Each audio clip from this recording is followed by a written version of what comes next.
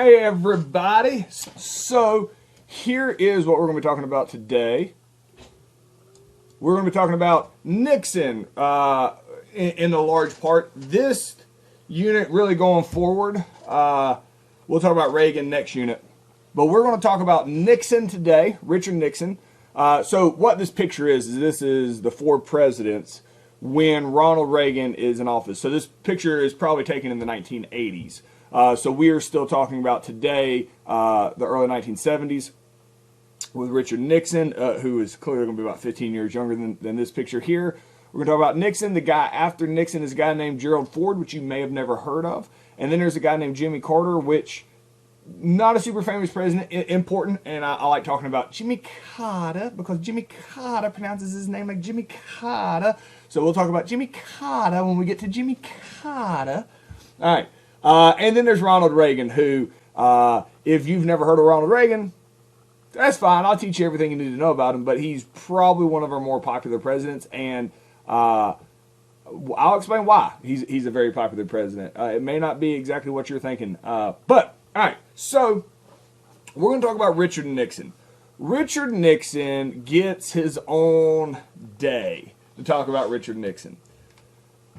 The reason is Richard Nixon is a very unique president. A large part, big spoiler alert here, all right, Richard Nixon is the only president that quits. Just big middle fingers, it's like Burger King, I'm out, all right, and just straight quits. So he had spent his whole life trying to be the president, and then he's going to quit because he was going to be kicked out of office had he not quit. It's going to be a whole thing, all right. Nixon is considered our worst president we've ever had. Like, you look at anybody who's the worst president, and it's because he quit, and it's because he did shady stuff. It's not, when you rank presidents, it's very, very difficult to do, because you shouldn't do it. So, because it's different. So, because Nixon's the only president that quit and, like, abandoned the American people, boom, bottom of the list automatically. Nixon also had a lot of personal issues as far as why he was unlikable. So did a lot of other presidents. The interesting thing about Nixon, that as we start talking about him today, is he was a genius. Richard Nixon is an absolute genius. He is probably the most intelligent president we've ever had, IQ-wise. Typically, your smartest presidents struggle, all right? Your Ivy League super, super, super high IQ rocket scientist level presidents tend to struggle, all right? So Nixon is one of those that struggles in that capacity. There's also George W. Bush. I do believe was in the same boat of being so smart that it really hurt him. Everybody hears George W. Bush talking, he's like strategery, and you're like, oh, this guy's dumb. George W. Bush is definitely not done. He had his master's in business administration from Yale, so definitely not a dumb person at all. Very, very smart. Nixon is kind of the perfect example of what happens when you're too smart to be the president. All right. So Richard Nixon probably has an IQ of 140. I mean, he may not be a verifiable genius, but he's up there. All right. Here's the problem with Nixon. When you're the smartest person you have ever met in your entire life, everybody else is stupid. That's got to be a lonely existence because nobody else can provide you anything intellectually that you don't already have. Like, no new ideas, no nothing like that. So he grows up in this environment where he's the smartest person he's ever met. So who has the best ideas? He does. All right. So he's grown up like that. He kind of isolates himself in life just because he doesn't feel like anybody else can provide things for him. Like, he's got the best ideas and all that. So when he becomes president, he's not going to listen to people. He's only going to listen to himself, all right? Because he's like, everybody else has dumb ideas. By the time he becomes president, he does this so often that he doesn't listen to opposing views. It's his way or no way. That causes a problem, all right? Because you go down too far down a rabbit hole that you should not be going down. If you're not listening to anybody else is saying to stop it, you get yourself in a lot of trouble like Richard Nixon does. Richard Nixon just kind of feels like he's invincible because he's smarter than anybody else. Look at the Checkers speech that we had talked about in a previous unit. He can talk himself out of anything. That was back when he was the vice president under Eisenhower. So Richard Nixon comes out. He is an absolute genius. All right. So what Richard Nixon likes to do, and here's how him being a genius is going to be not fun learning about him, loves coming up with new vocab words. That's like a Nixon thing, man. He comes up with an idea, he throws a vocab word on it, and like patents it. He doesn't really patent it, but in history books, we just use his vocab words that he has. All right. So Nixon elects president in 1968. This one was pretty straightforward. He knew all he had to do was say he's going to get us out of Vietnam, and he does. So he ends up bringing everybody home. He was really trying to do it and win. So he knows he has between 1968 and 1972 to get us out of Vietnam. Because in 1972, that's going to be re-election. He said he's going to get you out in 68. He has to have that done by 72. Ends up pouring everybody out in 1971. So he does do that. All right. Nixon has no people skills. He's a jerk. He is an absolute jerk, and he doesn't care who knows it, because he has no use for people. He's going to like rule from his like throne of what he believes is best, and that is it. He doesn't have time for small talk. There's no small talk with Richard Nixon. So he creates a cabinet, but he doesn't listen to them. He only has a few yes men in the White House. A yes man is somebody who just you listen to and says, yeah, that's a great idea. So those are the only people he would talk to are the people who told him that everything he did was a great idea. So he talked to one dude all the time. Do I have it up here? Not yet. All right, so this is a picture of Nixon. Here, let me show you. This is a picture of Nixon. So the only person that he talks to is his Secretary of State, a guy named Henry Kissinger. So Henry Kissinger is always talking to the president. Like, everybody else is like, hey, can we have the president's attention? Nope, he's talking to Henry Kissinger. So people really believe at the time that Henry Kissinger is like this super powerful guy. Like, he's really into it. Like, he's, him and Nixon come up with all these things together. And Henry Kissinger will eventually say over and over and over, like, and this is, I mean, he can verify all this. This is true. He's like, I never said a word. He would just call me in there and talk to me. Not ask me questions. He would just talk at me. And like, he wouldn't even ask, did I think it was a good idea? Like, he wasn't even looking for a yes man. He was looking for another human to sit there, to be quiet, and for him to bounce ideas off of. He didn't want any feedback. He just said things and talked himself through it, and then he's like, all right, you can leave. So Henry Kissinger's like, yeah, I was just the guy he called to like talk at. So Richard Nixon's going to do all this himself. So when he starts getting himself into some bad situations, it's his fault. It's his fault only. Now, as much trash as we're going to talk about Richard Nixon, today we're going to talk about some of the really good stuff that he does, all right? Because Richard Nixon really does do some positive stuff. It gets overshadowed by him quitting, which we'll talk about tomorrow, all right? With the whole Watergate scandal and all that will be tomorrow. Today we're going to talk about him coming out and him trying to get popular as a president. He does an awful job at first, like absolutely awful. And then at the end of the day's lesson, we're going to talk about how he gets a lot better at it. All right, so got a video clip here of him. He wanted options presented to him on a piece of paper, and then he'd go off to his study by himself and write on a yellow pad, pages and pages sometimes. That's Henry Kissinger. Nixon was basically uncomfortable with that's him talking. Give and take conversations. He was better at giving orders. That's Henry Kissinger. Very unique voice. So that's Richard Nixon. I should have a video here, and I couldn't find it when I... Blah, blah, blah. Don't have that one. All right. So there's an issue here. Let me make sure. Hold on. Let's look. All right. So, all right. The oil crisis. So, Richard Nixon is the president in the United States. It's the early 70s. If you have any parents that lived through this time period, especially if they could drive at this time period, they probably remember this. Just like from here on, everybody will remember being quarantined for from COVID-19. It'll just be a thing that sticks in your brain. Like hopefully I'm not jinxing it. We'll just move on from this eventually. But this is a thing that everybody experienced together. The oil crisis absolutely was as well. So here's what was happening. All right, there is a group in the Middle East called the Organization of Petroleum Exporting Countries, OPEC. What OPEC is all the countries in the Middle East: Saudi Arabia, Iraq, Afghanistan, all the countries in the Middle East that produce oil. We buy oil from them. All right, this is how they make money. They make money from America. We buy their oil from them. We are the largest user of oil on earth. Now, there are some countries over there we don't like. And if we had a choice, we would just not buy oil from them to shut down their economy. It's how they make money. All right. So they know this early on, that to keep America from singling out countries that they refuse to buy from, they create a organization called OPEC. So they all take their oil from different places from the Middle East and they all put it in one big vat. All the countries do. Then they turn around and sell out of that big vat of oil to America. America pays OPEC. OPEC takes that money and divides that money up to each country that contributed based on how much they contributed. So there's no way to cut out a single country.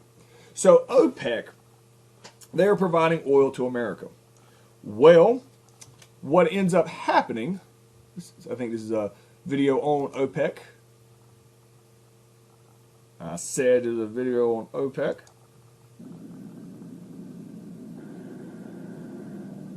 As political waters become more troubled, there is no oil to pour over them. With the domestic fuel shortage worsened by a curtailment of shipments from Arab nations, gasoline becomes more scarce. Angry truckers proceed to tie up major arteries. And all over Europe, long stretches of highway are stripped of vehicles. All right, so this is a good video, but that guy's voice, y'all wake up, wake up. So, yeah, sorry, I don't know. Maybe I'm just going to start teaching my class like that. And then what we have here. Who learns like that? Nobody. What? I don't understand why those people get voiceover jobs. Anyway, I'll just explain it to you rather than showing you the video on why there ends up being an oil shortage. But these are all parts of OPEC. Let's see what country there is Saudi Arabia. All right. This is all these countries are in OPEC and we buy from them. All right. So here's what happens. There is a country named Israel, all right, that we create after World War II for the Jewish people to have their own home country. However, it was already filled with Muslim people and it was called Palestine. The United Nations just says, and the Allies, really NATO, just says, it's America.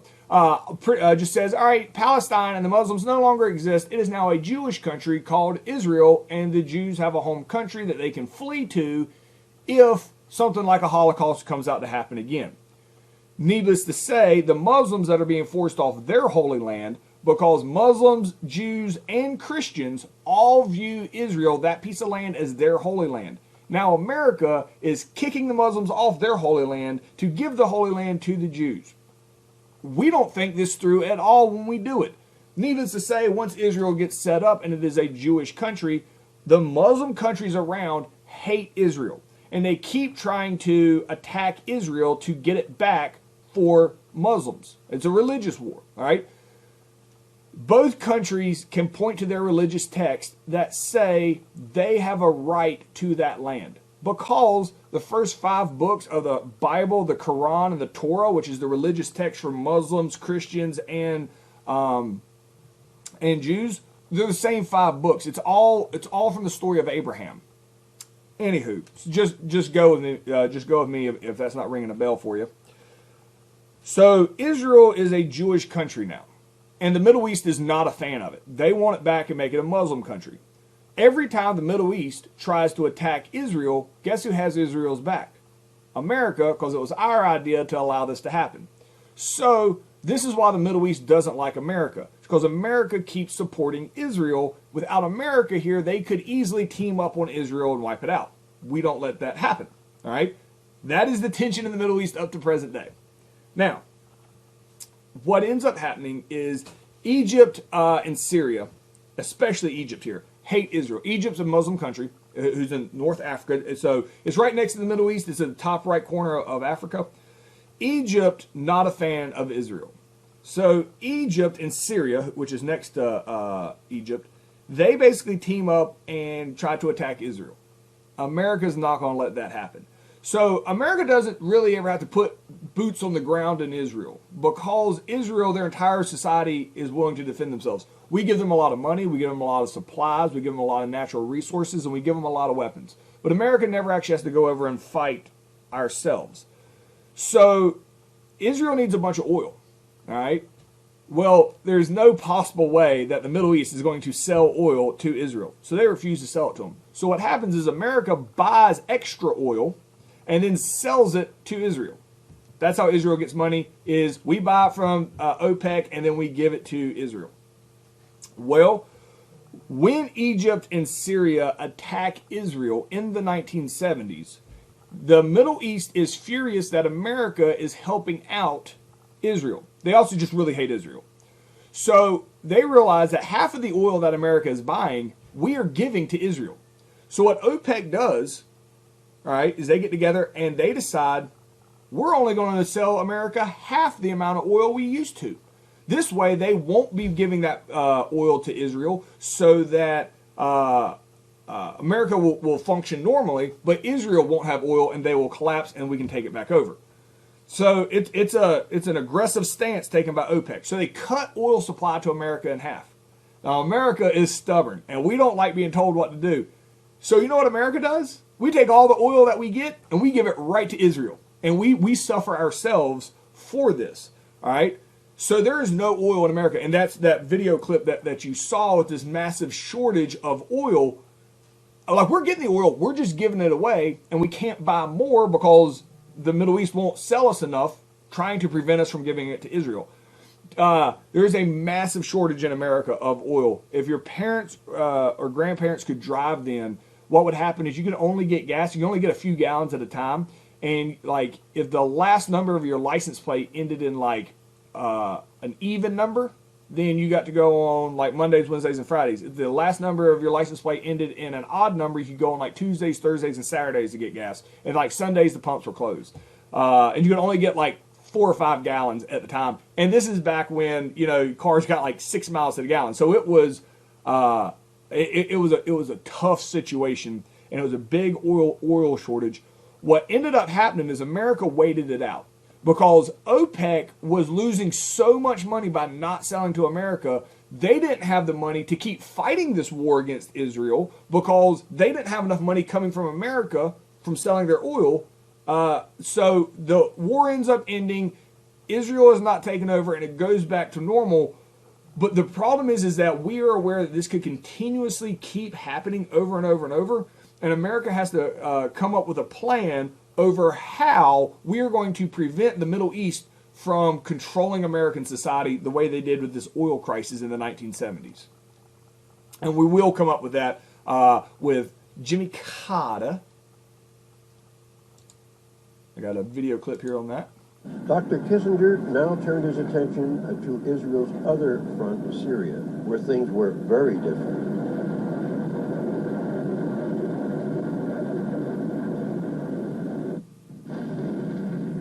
This was the Golan Heights for much of the first half of the year as Syria and Israel slugged it out in heavy artillery duels.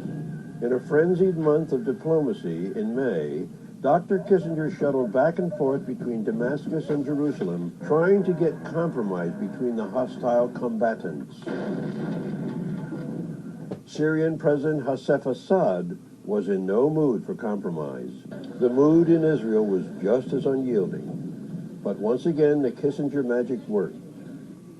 At the end of May, the Syrians and Israelis agreed to let the UN police a neutral narrow zone between their armies, with weapons and troops on each side, limited for up to 15 miles. All right. So the oil issue. When people can't have oil, they're going to blame the president. So Nixon's popularity dips because of the oil crisis. All right. Now, Nixon wants to be overwhelmingly liked. That way he has more power. So while he has no people skills, he wants the American public to like him. So he's pretty much going to do whatever he needs to do to get liked by the American people. All right. And he does some big swing and a misses here early on. So with the recession caused by the oil crisis, he has to cut out money from Johnson's Great Society, which is designed to help poor people and black people. All right. When Nixon cuts money from Johnson's Great Society concepts, all right, black people really aren't happy about this. So the large part of African Americans in the United States turn against Nixon. So Nixon, because this is how Nixon thinks. It doesn't matter if it's morally right. It's just, is this popular? He's like, wait a minute. Just a few years ago, George Wallace, the guy who ran for segregation, actually won a big part of this election. Let's see if I can get those racist people on my side. So he floats the idea, hey, black people already don't like me. They're not going to vote for me anyway. What if we resegregated the schools? So this is just a couple years after 20% of the population voted for George Wallace, all right, who ran on a segregation platform. He was like, what if we resegregate the schools? Well, when he says this, it's interesting how quickly society changes in a few years. Because when he floats this idea, everybody's like, dude, what are you talking about? Like, no, that's just, like, we've moved past that now.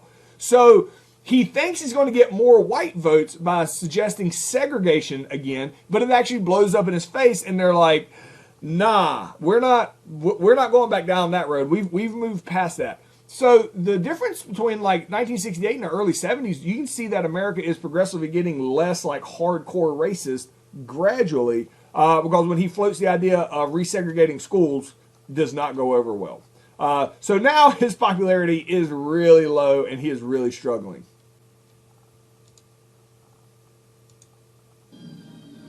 President Nixon put all the pressure of his administration behind the nomination of Clement Haynsworth to the Supreme Court. A conservative Southern judge, he became the center of a storm of controversy. Despite administration pressure, the Senate refused to confirm. In October, the Supreme Court ordered immediate integration of certain school districts in Mississippi. The decision was later broadened to include school districts in 3 other southern states. This year, these children are scheduled to attend an integrated school.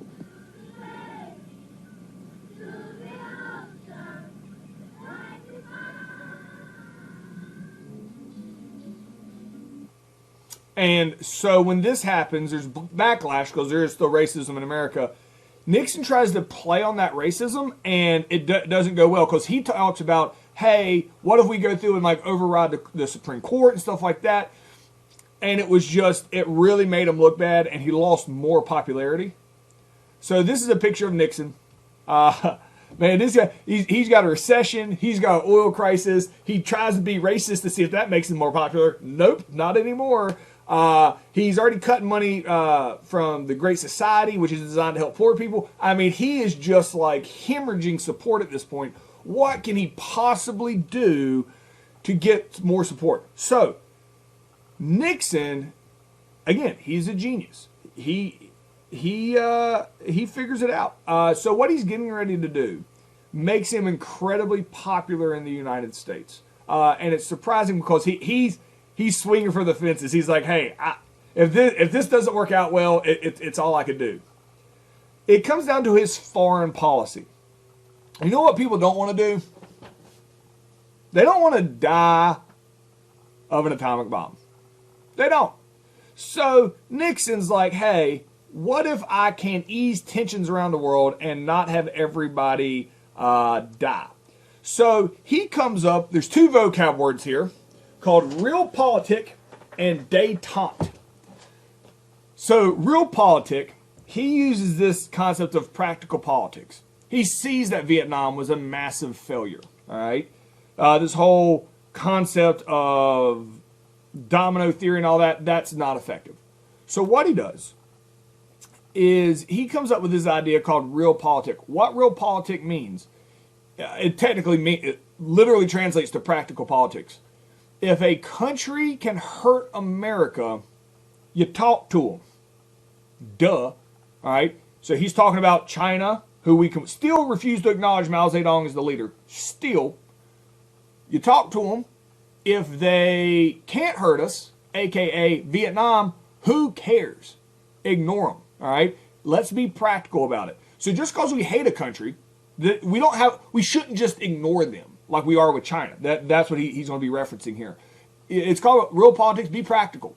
We need China. So let's stop being jerks to China. Let's be practical about it. The other term that he comes up with, he calls it détente. And it's spelled detente. All right? It's pronounced détente. It's his idea of relaxation of tensions. It feels like everybody's just got their hand, where's my camera at? Got their hand right over the button. Right? Who's getting nuked today? All right? Like, that's how everybody feels. He's like, we have got to relax. We need to start opening communication and stuff. The Soviet Union is still in the Iron Curtain. There's no way of getting in there. We're ignoring China. I mean, it's just a tough situation. So Nixon's going to come up with a way of fixing that. This is a picture of Henry Kissinger, which is his Secretary of State at the time. All right. So Nixon is going to swing for the fences on this one, politically. Like, maybe if he was already more popular, he wouldn't have done this, but he's like scraping the bottom of the barrel in popularity. So let's try it. So Nixon calls China. China's still run by Mao Zedong. It's the 1970s. Mao Zedong has been in charge since the 50s. Mao Zedong has been in charge for 20 years, and America still acknowledges Chiang Kai-shek, still hanging out in Taiwan / Formosa, whichever way you want to call it, still hanging. That's their actual leader. And Chiang Kai-shek still, 20 years later, still gets the vote on the UN Security Council. So, Nixon calls him and says, hey, got some stuff we need to talk about. Can I come visit you?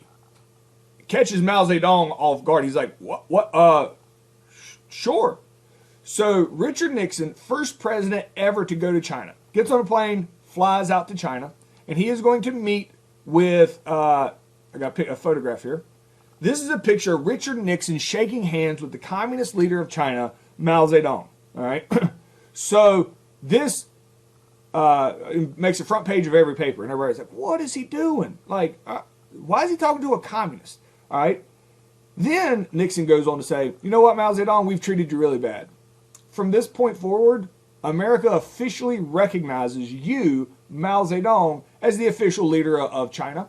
We don't like the fact that you're communist. We don't like it at all. But you are the leader, and China is communist. We will now acknowledge that. Everybody's mind's blown. They're like, what is Nixon doing? And then he's like, not only that, we're ignoring this Chiang Kai-shek guy now. You, a communist, now have the vote on the UN Security Council. All right? So everybody's like, what is Nixon? Like, everybody's so shocked. They can't even like form an opinion of this. They're like, why is he doing this? And then, and Mao Zedong's like, awesome, cool, all right, cool. Let's open up some trade deals. Like, so after Nixon does this, because this happens like the first day, everybody just assumes Nixon's going to get on a plane and go back home, and he doesn't really know what he's doing. Nixon has a master plan here. So after Nixon shakes his hand, has all this stuff done, he's like, hey, mind if I take a tour of China? And they're like, sure. So he takes a tour of China. This is a picture of Richard Nixon and his wife on the Great Wall of China. All right? And he is just hanging out here in China, waiting. He's waiting. He's here for like over a week. Nothing scheduled, just waiting. And it pays off. Because you know who else is right next to China? Russia and the Soviet Union. They're also communist. He's waiting for Russia to see that this is legit. And that's exactly what happens. So Russia sees that Nixon is willing to talk to communists, and he's hanging out like right next door. So after about a week, he gets an invite, the President of the United States gets invited to come into the Soviet Union, which is our arch nemesis, to talk about peace He's like, this, you know what, this guy's pretty good. Come on over here and talk. And Nixon's like, I'll be there tomorrow. All right. So I got a little video of him in China. 1972. Sorry with the dude's voice, but An it is American what it is. president seeks conciliation abroad and victory at home. Responding to an invitation from Peking, President Nixon on flies behalf to of the China. government of the People's Republic of China, has extended an invitation to President Nixon to visit China at an appropriate date before May 1972.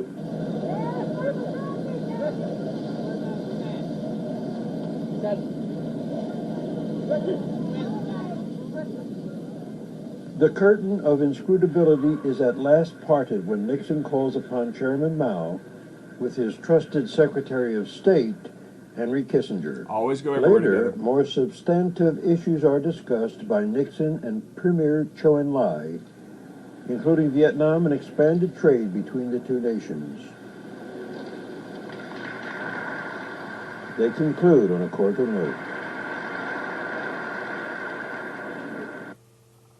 So everything's good, and then Russia invites him.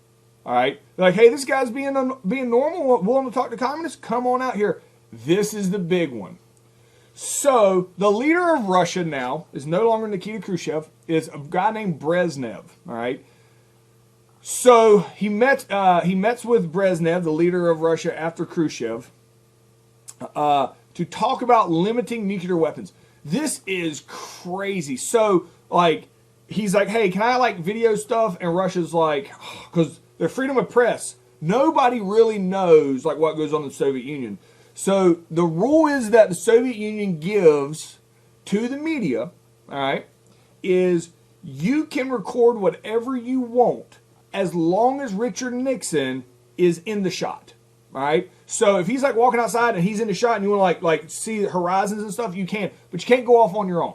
Anything Nixon does, you can record. All right, anywhere he's at, you can record anything around him as long as he's in the shot.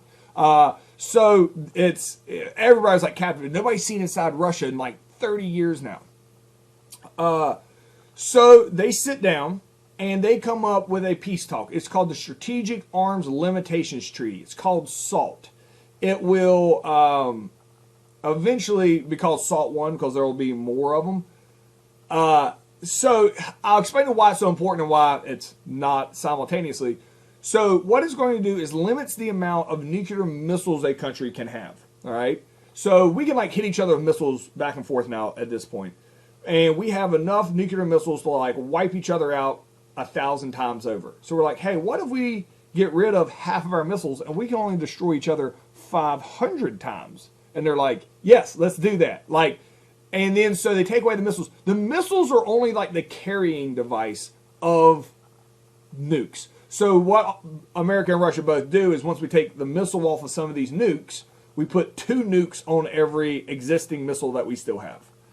It doesn't really make us safer, but what it does do is it does satisfy détente, the relaxation of tensions. We're talking. We are clearly not wanting to murder each other. So just any type of movement in that direction was loved by the people in both countries. So we developed better non-nuclear weapons and put multiple warheads on a single missile. But it was extremely important at this time period that we do some type of attempt to relax tensions. This is very effective. When the people in America understand what Nixon's whole plan was, that now they're probably not going to die, man, I tell you, his popularity is going to take off in 1972, which is important because that is an election year in 1972. The Soviet Union is the next stop on the travel agenda of the First Family. While the First Lady gets a gander at a troika in the Kremlin Museum, her husband huddles with Russia's leaders. The summit meeting between Nixon and Soviet Chief Brezhnev and Kosygin yields a pact limiting the development of nuclear weapons. Also agreed upon is a deal to send American wheat to Russia. So this is on Time magazine. Nixon shaking hands with Brezhnev, where it's like they're getting along, but at the same time, it looks like they're holding back, and they still have weapons behind them. Don't worry about it. This is just some political stuff that wouldn't have made sense if you've seen this in 1972. All right, so that's as far as we're going to get today here in American 2. What's interesting, Nixon is overwhelmingly popular now because of this situation. The election's coming up in 1972. He is going to win. He is going to win. Like, they're hands down, he's going to win because of his popularity now.